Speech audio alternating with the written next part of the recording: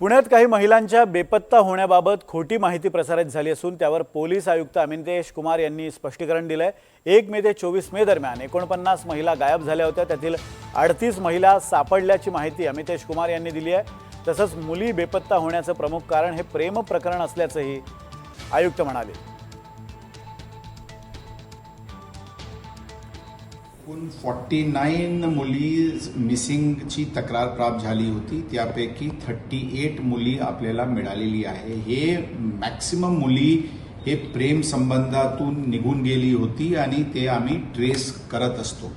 आता हे जे अनट्रेस्ड मुली आहेत ते 1 ते 2 दिवसाचे आतली मिसिंग झालेली हे मुली आहे आणि आमचे ओव्हरऑल रिकव्हरी पर्सेंटेज जे मुलींचे बद्दल आहे ते 97% चे सुमारास मुलींना आम्ही ट्रेस करून त्यांचे आई वडिलांकडे देतो। हे पूर्णपणे खोट्यासारखे नॅरेटिव्ह तयार करण्याची ही प्रयत्न आहे आणि यामध्ये कोणत्याही प्रकारची यामध्ये तथ्य नाही।